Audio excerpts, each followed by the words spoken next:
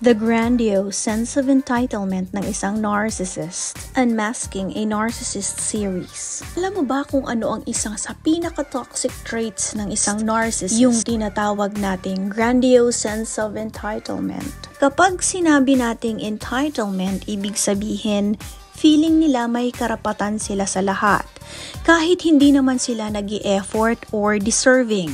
Pero sa narcissist, iba ang level.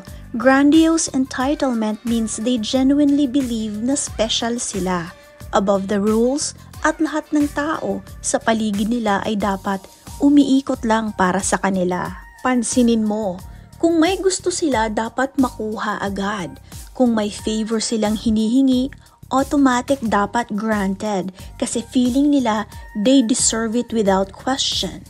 At kapag hindi mo binigay, magagalit sila, magtatampo o gagawa ng drama para lang mapasunod ka. Ang mas grabe pa, they expect special treatment everywhere. Sa pamilya, sa trabaho, sa mga kaibigan.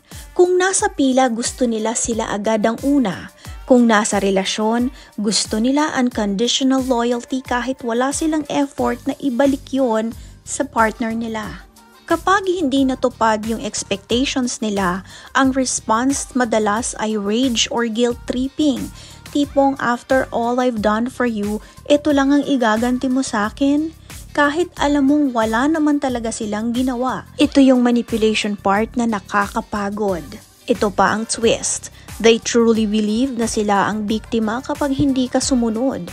Kasi sa utak nila, entitled sila sa oras mo, sa pera mo, sa effort mo, at sa attention mo. Kaya kahit sila na yung toxic, parang ikaw pa rin yung may kasalanan kapag nagsiset ka ng boundary. Ang epekto, nakaka-drain siya emotionally kasi you'll always feel like you're not doing enough kahit sobra ka na.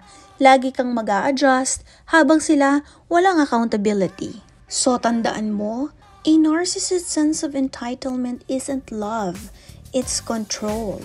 Kung hindi mo mapupush back or hindi ka maglalagay ng malinaw na boundaries, mauubos at mauubos ka. Love means respect and balance, pero kung laging sila lang ang bida at ikaw laging talo, hindi love yon. That's a narcissistic entitlement. If you like this kind of content, follow for more.